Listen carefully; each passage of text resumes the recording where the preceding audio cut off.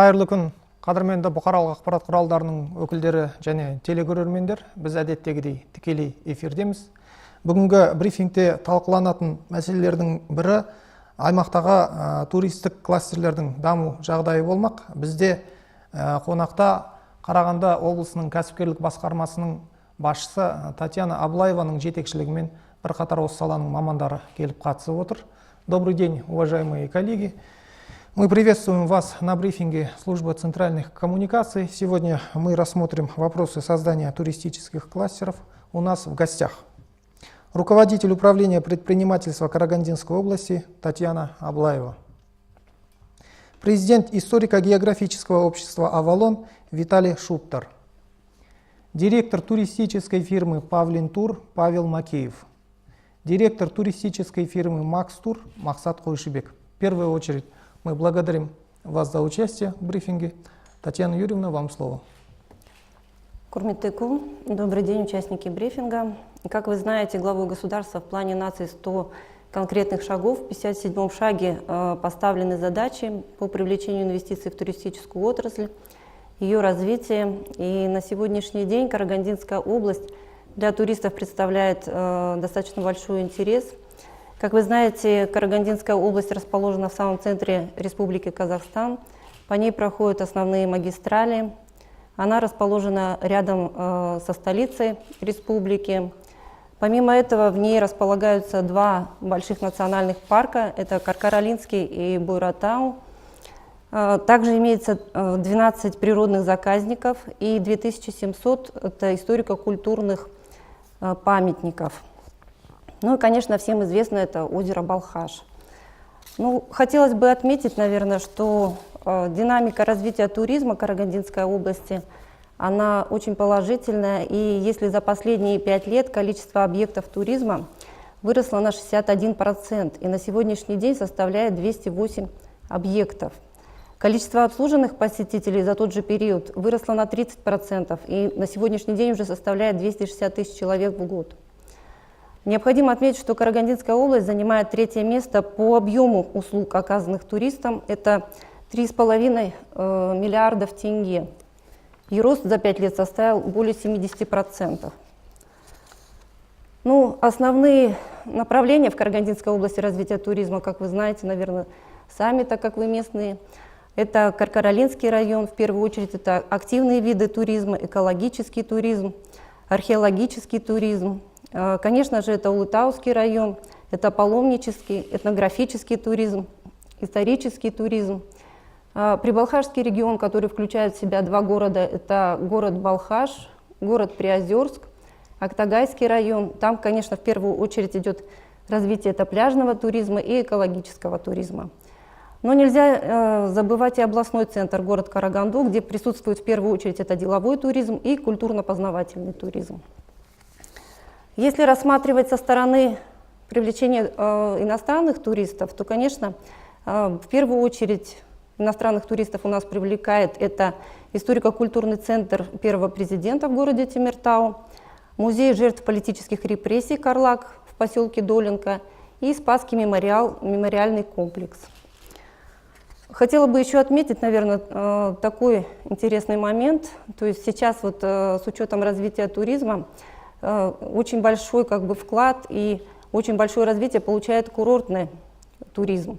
То есть это Прибалхашский регион в первую очередь. То есть только за последний год его развитие, его рост составил 20%. Это и по объему обслуженных посетителей, и по новым качественным туробъектам. Ну, не последнее место, скажем, в развитии туристической отрасли, в поддержке ее, это имеет имиджевое продвижение и, конечно же, поддержка по дорожной карте бизнеса. Только с момента реализации дорожной карты бизнеса, это с 2010 года, поддержано 19 проектов, которые вложили в экономику нашей области 2,7 миллиардов тенге, и создано было более 300 рабочих мест. Хотелось бы сказать, что данному виду сферы услуг, то есть здесь можно воспользоваться по дорожной карте бизнеса любыми инструментами. Это начиная от субсидирования процентной ставки по кредитам банков, также воспользоваться гарантией фонда «Дому». Есть различные инструменты по микрокредитованию, гранты, которыми, в общем-то, предприниматели и пользовались. То есть вот даже у нас было 2 грантника, это в городе Темиртау. Один взял, открыл пляжный туризм, это поставили зонтики, домики, лежаки, там, то есть развлекающие различные различное оборудование. И второй, это грантник у нас был, он реализовал свой проект, это в сфере рыбной ловли, то есть это разведение рыбы и предоставление на коммерческой основе эти услуги. Ну, еще один у нас, вы знаете, крупный объект есть, это в городе Приозерске построен санаторий оздоровительный «Балхаш», который включает в себя 120 мест, и сумма инвестиций составила 5 миллиардов тенге, которые вложены за счет республиканских средств. И здесь вот я хотела бы отметить, что 27-28 числа планируется провести форум по развитию туризма, куда мы вас всех приглашаем, где будет проведена программа, вы сможете посмотреть город Приозерск со стороны именно туристического бизнеса. Ну, популяризацией туристического продукта занимаемся мы еще в направлении это проведение различных выставок, участие в различных форумах. Вот недавно, вы знаете, прошел форум Караганда Инвест 2016, где одной из секций была секция по развитию туризма, то есть это Караганда, новые инвестиционные возможности. То есть в первую очередь на этой секции мы предлагали нашим потенциальным инвесторам, как зарубежным, так и нашим местным, возможность, где можно приложить свои усилия в развитии туристического бизнеса. То есть это всевозможные земельные участки национального парка Каркаралинска, возможный придорожный бизнес, экологический туризм, о котором более подробно скажут еще наши туроператоры. То есть вот эти все возможности, они были предложены и получили большой интерес. Также вы знаете, что была презентована генплан Карагандинской области, города Караганды, извиняюсь. Ну, популяризация туристических объектов со стороны Экспо тоже у нас имеются свои намерения, свои подвижки. И наши туроператоры нашей области, это в первую очередь Каркаралинский национальный парк, Nomadic Travel Казахстан, Павлин Тур, они заключили с Астана Экспо меморандумы, которые позволяют привлекать как туристов на выставку Экспо, так и туристов с Экспо, которые будут приезжать, привлекать в Карагандинскую область. То есть разработаны помимо этого 6 туристических маршрутов по Карагандинской области, которые включают в себя посещение города Астаны, посещение выставки Экспо и также посещение туристических объектов Карагандинской области. Еще одно событие. У нас отель «Космонавт» получил знак «Рекомендованный» от Экспо, и это ему позволяет на сайте Экспо среди других крупных отелей участвовать в онлайн-режиме, чтобы приезжающие гости могли резервировать номера именно в этом отеле. Ну, как вы знаете, Караганда – это резервный город. При посещении и при подготовке к выставке Экспо, то есть с учетом того, что у нас крупный аэропорт, что у нас небольшая отдаленность от Астаны, есть возможность посетить и Караганду, то есть приехать в Караганду и уже потом поехать на Экспо, или можно приехать в Астану и потом посетить Караганду. То есть вот эти вопросы, эти маршруты, они разрабатываются и рассматриваются Экспо. Учитывая, что у нас сейчас идет реконструкция дороги Астана-Караганда, развиваются новые формы туризма, это караванинг.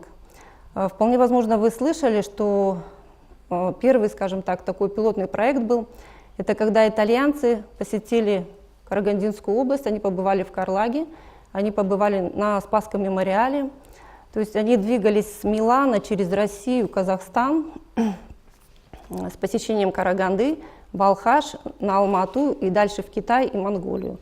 То есть это как бы путь шелкового пути, который сейчас очень актуален среди туристов, особенно зарубежных. И с учетом этого сейчас клубом караванингов, который зарегистрирован в городе Астане, имеет представительство, в том числе и в Карагандинской области, разрабатывается данный маршрут и разрабатывается возможность предоставления автокемпингов с города Астаны до города Алматы. То есть ситуация получается такая, что турист, приезжая в Астану на Экспо, может взять в аренду автокараванинг, проехать по маршруту от Астаны через Караганду, Балхаш на Алмату, оставить автокемпинг в Алмате и уже вылететь в любую точку на родину. Еще один, наверное, такой достаточно интересный туризм – это медицинский туризм. Он у нас тоже только начинает работать. То есть вы, наверное, все знаете, что существуют такие уже раскрученные бренды, да, это корейские в основном. Но вот в Караганде есть предприниматели, которые тоже начинают делать первые шаги в этом направлении. То есть все вы знаете, наверное, слышали гамма-нож, да? То есть такое оборудование есть только в Карагандинской области, больше по Казахстану его нигде нет. Нет его даже во многих ближайших республиках, поэтому есть такая потребность, есть возможность, и люди сейчас приезжают уже в Караганду для того, чтобы именно пройти лечение на гамма-нож. Ну, фирма, которая предоставляет эти услуги, она организует трансферы, организует жилье и полностью как бы начинает потихонечку уже этот контент разрабатывать. Но помимо этого, можно сказать, что медицинский туризм – это и внутренний туризм.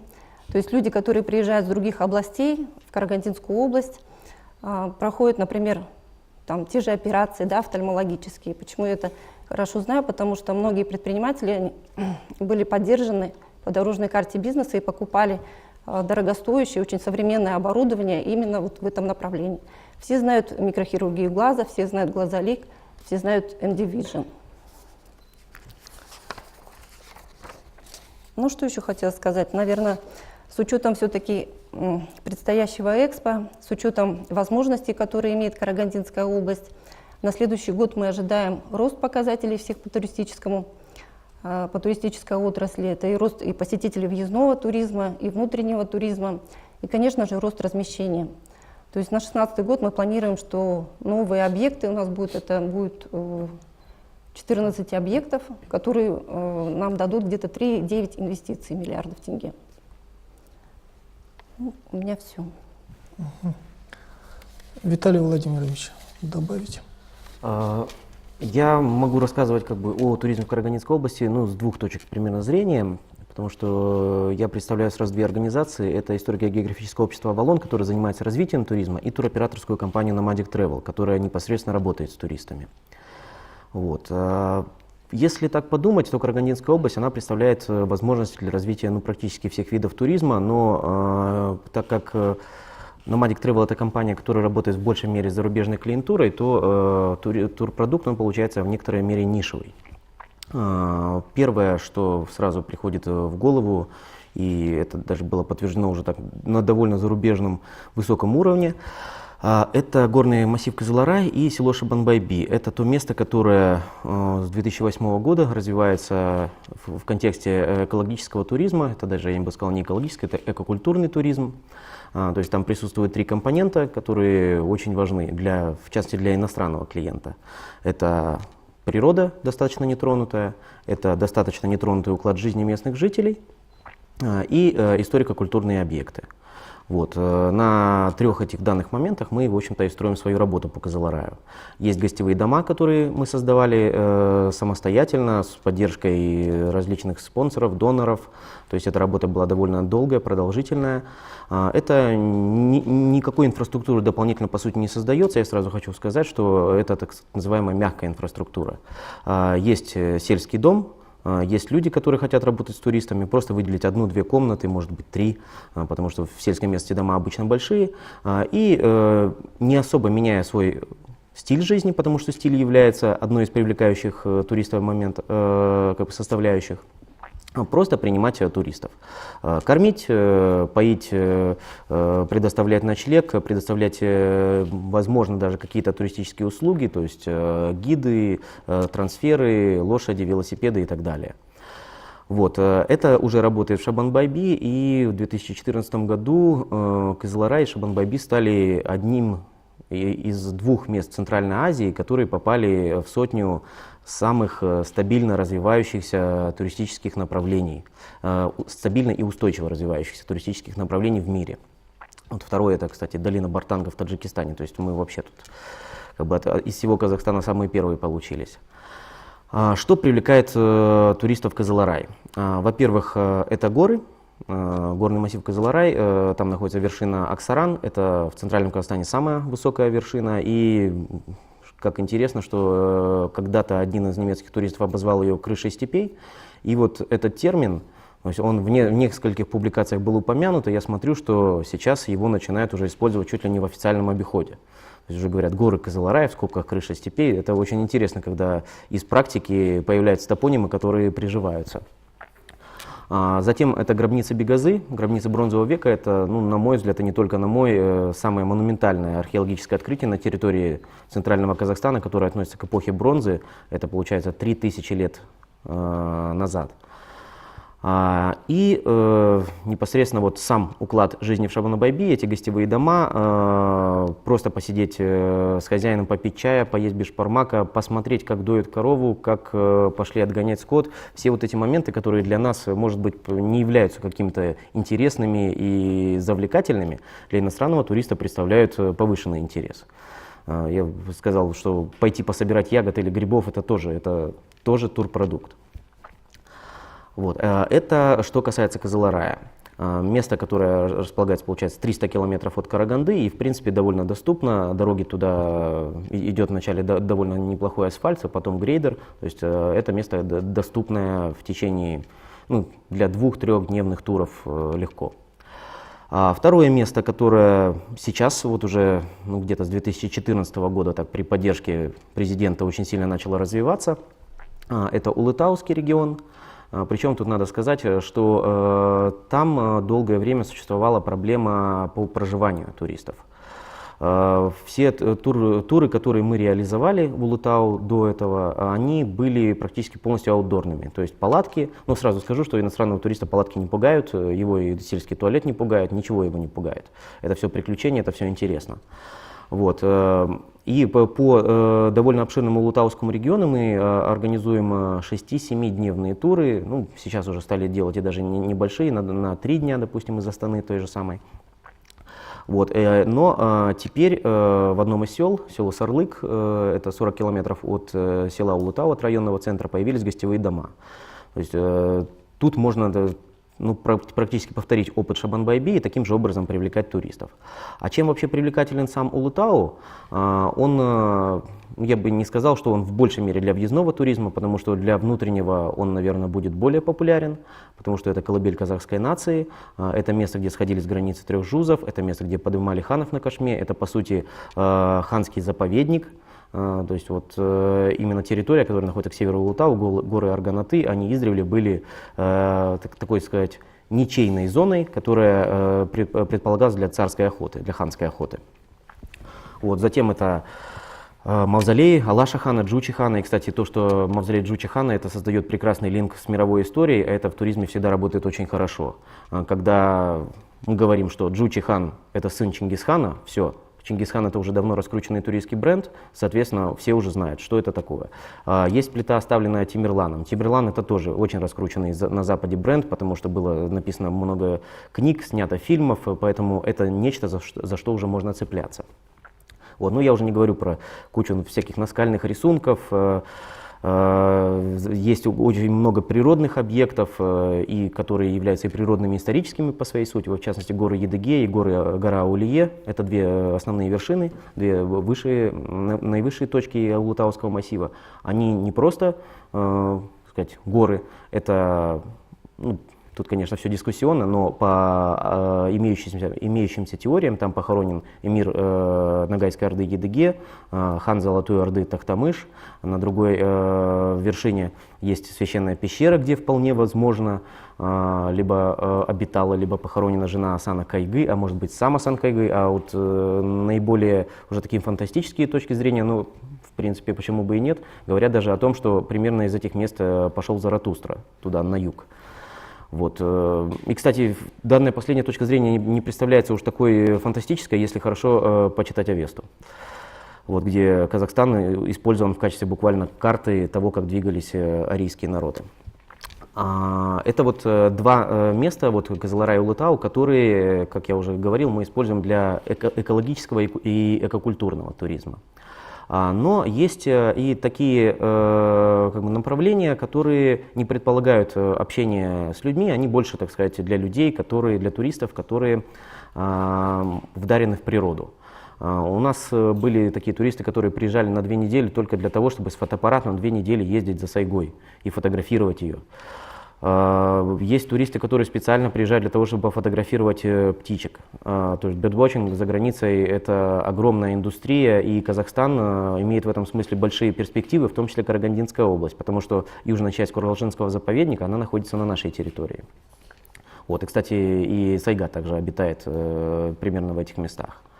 Многие едут просто пофотографировать, как цветут тюльпаны. Вот, кстати, сейчас всем предлагаю ехать. У нас очень много мест, где цветут тюльпаны Ширенко. Это такое очень красивое зрелище. Это вот как раз Кургалжинский заповедник, его восточная граница, его южная граница. Это горы Артау, из которых я вот буквально позавчера вернулся. Вот, это все места, которые привлекательны для любителей просто природного туризма, и он, я бы сказал, однозначно такой аутдорный. То есть палатки, долгие переезды, но людей ничто не останавливает. Следующий вид туризма, который у нас здесь довольно неплохо существует, развивается, это все, что связано с советским наследием. У нас есть даже специальный тур, называется Back in the USSR, назад в СССР, и мы думаем его расширять, делать уже вторую версию, потому что такие объекты, как в частности Карлаг, Спасский мемориал, индустриальные объекты Советского Союза, объекты Семипалатинского полигона, объекты Сарышаганского полигона, они зачастую для иностранных туристов представляют даже больше интерес, чем нечто очень древнее, очень живописное с точки зрения природной. Вот в частности, наш тур Back in the USSR, он покрывает собой, он начинается в Астане, и это, кстати, тоже хорошо с точки зрения прикрепления его к Экспо. Там посещение лагеря Акмол в Малиновке, затем переезд до Курчатова, это Семипалатинский полигон, вот, затем мы едем в сторону Карагандинской области, вот как раз таки площадки Миржик находятся на территории Карагандинской области, и дальше уже через Каркаралинск обратно в Караганду. В Караганде это, понятное дело, Карлаг, Спасск, но я бы сказал, что вот именно этих таких советских объектов, их намного больше. То есть в районе Жезказгана есть объекты лагерной системы, потом Сарышаганский полигон, у него есть очень много сохранившихся довольно неплохо стартовых площадок. То есть все это можно каким-то образом задействовать. Ну, мы пока что задействуем это частично. Но могу сказать, что этот продукт является не менее таким аутентичным для иностранного туриста, потому что ну, возможность, допустим, поводить УАЗик там где-нибудь в степи пару километров для какого-нибудь голландца или немца, она просто бесценна. И пройтись, допустим, у нас была группа американских физиков, ядерщиков, которые хотели попасть на Семипалатинский полигон и посмотреть на то, что они всю жизнь видели там со спутниковых снимках, в каких-то секретных съемках, а теперь это просто уже можно увидеть собственными глазами. То есть это тоже очень большая группа, и я бы сказал, что за рубежом есть прям целые такие сообщества любителей советской истории, которые, ну, я бы сказал, на мой взгляд, не являются не любителями, а профессионалами. Потому что я сам, я редко езжу в качестве гида, но те разы, когда я ездил именно по советской тематике, я сам узнавал для себя очень много интересного. Ну, вот это, так сказать, основные направления, которые мы используем и которые планируем развивать в дальнейшем. Почему наш турпродукт в большей мере предназначен для иностранцев? Во-первых, его нельзя назвать дешевым. То есть туры довольно дорогие, и тому есть, конечно, ну, довольно большие объективные причины.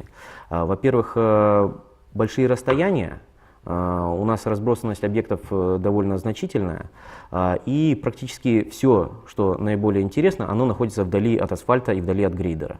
То есть, соответственно, использовать какой-то большой транспорт в принципе невозможно. То есть приходится использовать внедорожники, это никогда не делало туризм дешевым. Потом Общие рамочные условия, они не позволяют делать пока что наш туризм сколько-нибудь массовым. Средний размер группы – это 3-4 человека. Вот. А общие рамочные условия, в чем они заключаются? Допустим, визовая миграционная политика, она по-прежнему оставляет желать лучшего. То есть послабления, которые делаются, да, 15 дней – это хорошо, уже хорошо. Но для Казахстана, для посещения Казахстана 15 дней – это просто ничто. Когда от Караганды даже с Казгана нужно ехать целый день. Вот.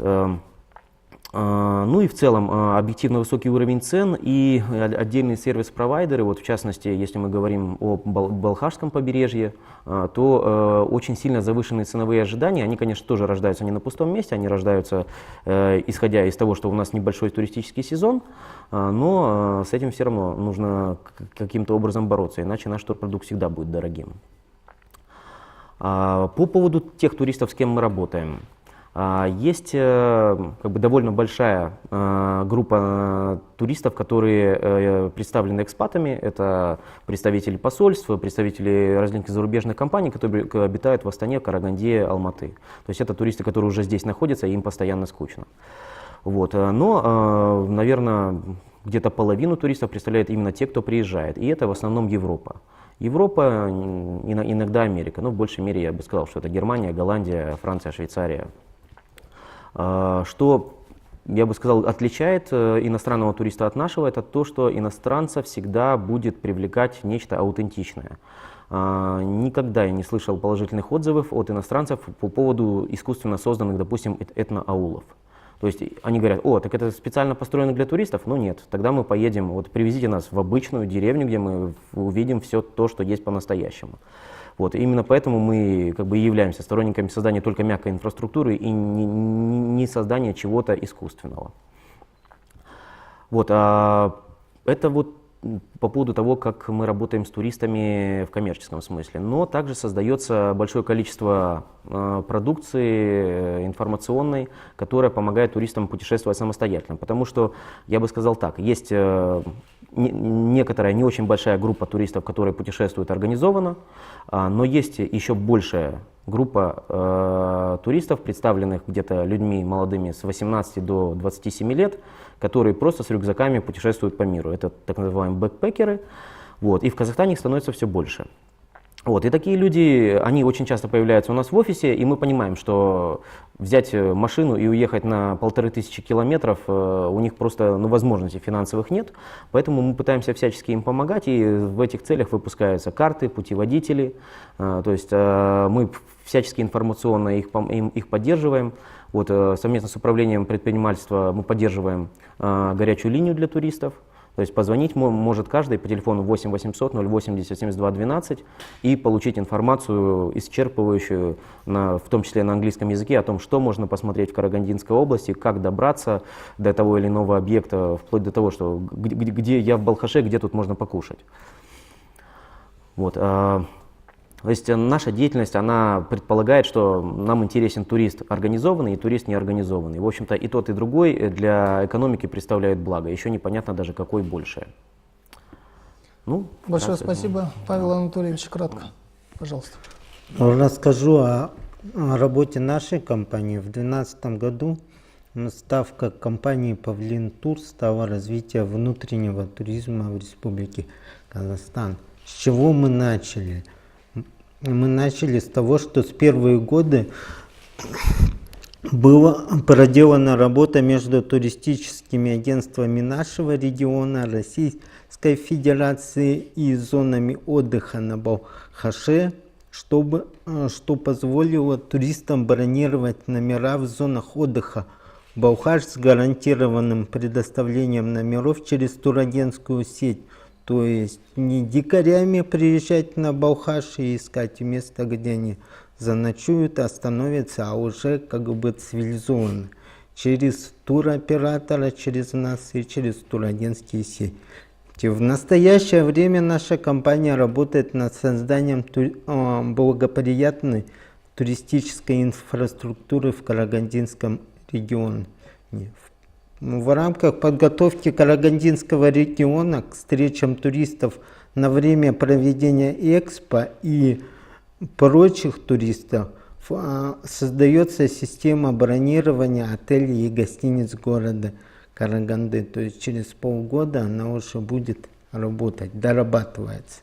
Данный сайт поможет посетителям выставки и просто желающим приехать в наш город, забронировать себе номер в отеле, получить трансфер от нашей компании, это будет или с аэропорта, или с ЖД вокзала, а также получить консультацию от нашего гида в отеле уже. То есть таким образом, как в Дубае, каждый турист, приезжающий и оформляющий через нашу компанию, будет закреплен за гидом.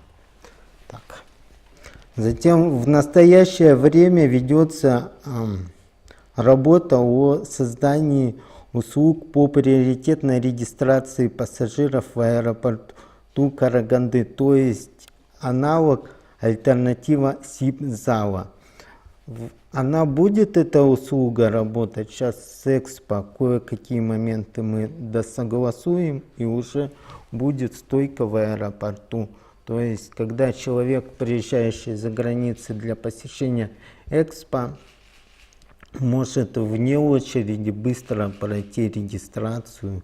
То есть это очень удобно будет для посетителей города. Да. В рамках экскурсионной деятельности нами разработан тур Темиртау, город Металлург, для посетителей Экспо. То есть во время посещения этого тура люди могут ознакомиться с социально-культурной жизнью города, посетить музей первого президента, увидеть своими глазами крупнейший металлургический завод Темиртау. В 2017 году нашей компании будет открыта зона отдыха Кабана-Бич, которая будет расположена на реке Нура перед падением в Самаркандское водохранилище. Данная зона отдыха Кабана-Бич будет работать по клубной системе, то есть люди, которые приезжающие в Кабану-Бич, будут получать систему «Все включено» по турецкому аналогу. Почему клубный? Потому что путевки будут реализовываться через турагентскую сеть города Караганды. То есть таким образом, чтобы мы планировали, сколько человек будет приезжать, чтобы улучшение было им качества всего. Так, ну в принципе все так. Спасибо большое. Уважаемые коллеги, вы можете задать интересующий вас вопрос. И первый вопрос у нас... Марина Золотарева, телеканал 24 КЗ. Я хотела бы вернуться к теме медицинского туризма. У нас есть два государственных медицинских учреждения, услуги которых привлекают иностранцев. Это замена тазобедренного сустава и коленного сустава в клинике имени Макажанова и кардиохирургический центр. Операции дешевле и специалисты устраивают. Вот я хотела, и, разумеется, врачам не до этого, они делают свое дело и не думают там о создании условий сопровождающих тех же, да, этих больных. Как вот это к туристическим компаниям? Можно ли занять эту нишу и как-то вот упорядочить вот это вот... Ну, все это упорядочить, допустим, создать какие-то условия для тех, кто приезжает сопровождать больных, как-то их там встретить, разместить, может быть, какие-то экскурсии им организовать. Это вообще возможно? Да, конечно, это возможно все сделать. Просто на определенном этапе надо этим заниматься. Вот я скажу про свою компанию, что пока мы другими моментами в туризме занимаемся. А так это, естественно, возможно и будет, я думаю, кто-то в Караганде заниматься этим, потому что это интересно и нужная вещь. Я думаю, мы, наверное, знаете, как сделаем? Вот этот вариант, как бы, возможности, да, это нишу, как бы, занять. То есть, я говорила, уже есть, как бы, сподвижки, да, в медицинском туризме. Но как вариант мы, к сожалению, здесь палата предпринимателей сейчас не присутствует, мы им передадим как вариант возможности, как бы, и передадим своим предпринимателям, то есть кто захочет, как бы, сможет реализовать это. То есть воспользоваться, если у него есть, например, какие-то пустующие помещения, да, создать там какое-то, ну, место для проживания, скажем. Потому что я так понимаю, что после операции, когда выписывают этих людей, у них еще идет какая-то реабилитация, да. То есть вот какой-то реабилитационный центр, потом, значит, какое-то лечение, те же туристические какие-то маршруты, которые они могут посетить, да, но это тоже должны быть какие-то специальные маршруты, учитывая, что все-таки, если это связано с суставами, то есть такого движения, активного отдыха не будет. То есть, ну, проехали, показали, скажем, тот же город Караганду, там выехали куда-то еще посмотрели. Ну, такие минимальные, как бы это. То есть мы это передадим, это очень хорошее предложение, я думаю, что предприниматели могут этим заинтересоваться. Я могу сказать, как это в Астане работает. Там, ну, такой же очень хороший медицинский кластер был создан. Я просто случайно как-то был в одном из хостелов, которые располагаются вокруг вот этого медицинских центров. То есть, в принципе, хостелы – это недорогие гостиницы, и там всегда живут сопровождающие, потому что, в принципе, ну, все больные приезжают туда сопровождающим с одним как минимум. Вот. И именно эти сопровождающие, они являются в большей мере тем самым туристам, которым будут интересны экскурсии и прочие дела. Вот. В хостелах там также лежат брошюрки, лифлеты туристических фирм, которые предлагают там экскурсии по Астане, экскурсии, выезды и так далее. То есть вот так оно работает. Ну, я просто так скажу, что заниматься всем одновременно невозможно, поэтому я вот по поводу нашей компании, ну, как бы у нас есть определенное, как бы, направление в деятельности. Ну, пока мы не видим себя вот именно в этой сфере. Следующий вопрос. День добрый всем. Марк Бышко, Казахстан, Караганды. Ну, Карагандинская область у нас славится развитой угольной промышленностью, а многие иностранцы, которые посещают наш край, никогда даже не видели шахт. Ну, им все это тоже интересно. Возможно ли создание какого-либо туристического направления, которое будет охватывать вот самые крупные угольные, допустим, предприятия нашего региона карагандинского, организовать для тех же туристов спуск к шахту, к примеру, экскурсии по производству, ну и все в таком роде. Спасибо. Спасибо, очень хороший вопрос. Действительно, наверное, это Караганда в первую очередь ассоциируется это с углем, с шахтами. И всегда, когда туристы приезжают в Карагандинскую область, конечно, им хочется посетить эту шахту. Ну, все знают, что шахты у нас все-таки частные, действующие, да, есть как бы, ну, такой вопрос безопасности, скажем. Но и есть такой вариант, то есть как, скажем, турмаршрут только по шахтам, это, скорее всего, ну, сложно будет сделать, а вот как туробъект, у управления образования на балансе есть учебная шахта, которая расположена в колледже номер 1. И сейчас вот как раз управление занимается тем, чтобы, может быть, ее сделать как туробъект. То есть если этот туробъект его сделает, то есть они предполагают там сделать музей, скажем, Карагандинского угольного бассейна, да, и показать хотя бы учебный, как это спуск осуществляется в шахту. То есть вы получите все те же, скажем, эмоции, но при этом это будет достаточно безопасно. Если все это как бы реализуется и все будет нормально, то наши туроператоры готовы уже этот как бренд раскручивать и включать его в свои туристические маршруты, привлекать туристов не только внутренних, но и зарубежных. Я бы сказал, там даже привлекать не надо. У нас практически в каждом запросе да, есть посещение шахт, спуск в шахту, но на данный момент, ну, опять же, из соображений там безопасности, ни одна шахта, в общем-то, не пустит туда туристов. Пожалуйста. Ая Мамрина, телеканал «Первый Карагандинский». Вопрос такой, вот вы говорили о новых проектах инновационных. Меня интересует, в каких регионах нашей области еще будут открыты новые турбазы, то есть какие районы будут развиваться для иностранных туристов.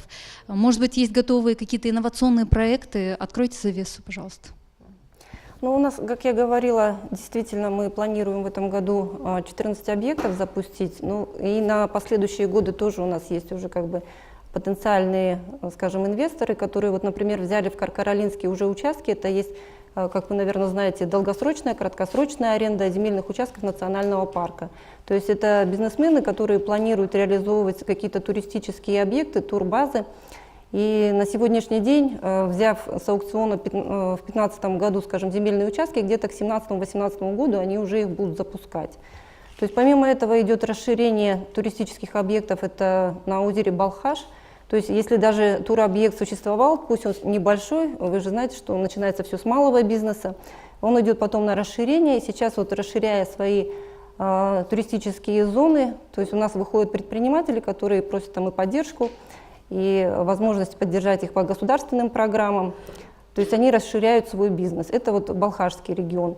Также есть такие небольшие, скажем, объекты, но достаточно интересные в плане того, что вот тот же Актагайский район, это Кызыларай, куда вот ездят как экологический туризм, привозят туристов. Они сейчас открывают гостиничные комплексы. Небольшие, маленькие, но есть возможность остановиться где. То есть если раньше человек приезжал, не знал, где остановиться, то теперь уже есть и гостиницы и в Актагайском районе. Последний вопрос.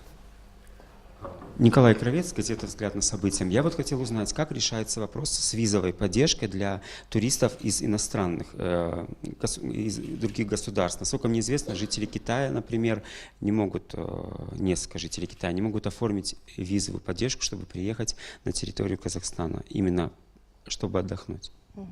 Ну, это не знаю. У нас таких вопросов не возникало, если честно, как бы хотелось бы узнать, кто не может быть, в более таком рабочем порядке вы нам скажете, да, давайте мы уточнимся, потому что все-таки виза оформляется через посольство, и как бы можно будет уже отработать это. Я прошу наших коллег продлить время еще на 5 минут. Пожалуйста. Марина Янибатова, телеканал «Астана». Скажите, пожалуйста, все-таки вот я считаю, что, и я так думаю, что многие со мной согласятся, что существенными минусами в общем-то, в развитии туристического кластера в Карагандинской области являются дороги. Область у нас большая, больше 400 тысяч квадратных километров. Вот. Ну и, соответственно, дорога самая главная, которая идет на Каркаралинск и на Жезказган в плохом состоянии. Когда их будут ремонтировать и есть ли уже существенные какие-то вот планы по этому поводу?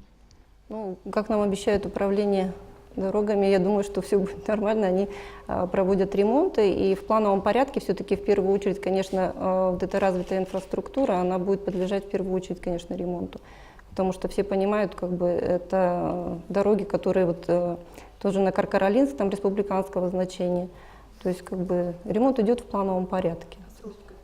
Ну, сроки, так сложно сказать, как бы, ну, я так понимаю, что в этом году они тоже делают. То есть это же есть ямочный ремонт, насколько я знаю, есть какие-то определенные участки, которые ремонтируются. То есть это же не полностью дорога восстанавливается. То есть какими-то определенными участками идет восстановление там, где особенно тяжелая ситуация. Пожалуйста. Асия Миржикеева, новости Казахстана, информагентство. Скажите, пожалуйста, в продолжении вот вопроса моей коллеги, дороги. Вот к вам, Виталий, вопрос. Мы сейчас готовим большой пиар-проект по привлечению туристов в Казахстан. И, в частности, вот интерес у нас Колытау. Стыдно повезти туристов через дороги. Как обойти? Есть ли вариант, чтобы не поехать по этой республиканской, простите, убитой дороге? Наиболее вообще интересный вариант, как добираться в Улутау, это добираться степью. Мы делали такие туры и самостоятельно, и, в общем-то, и в рамках экспедиции мы ездили напрямик из Астаны. То есть тогда дорога проходит через Кургалжинский заповедник, дальше идет через Шубарколь, проезжает его, затрагивает чуть, и сразу вы выходите на мавзолей Джочихана. То есть степная дорога, она воспринимается намного лучше, даже несмотря на свою, так сказать, убитость. Вот. А так, варианты, которые я сейчас вижу, которые вообще могут очень помочь, это развитие сети маршрутов Казак-Эйр. Потому что они пока что не летают ни на Жезказган, ни на Караганду, но, в принципе, я вот 2 недели назад встречался с представителями, и у них есть такие планы. То есть Спасибо большое, у нас время заканчивается. Мы благодарим всех за участие в брифинге. Құрметті көрермендер, құрметті әріптестер, біздің эфирлік уақыт соңына жетті. Келесі жүздескенше сау, саламат болыңыздар.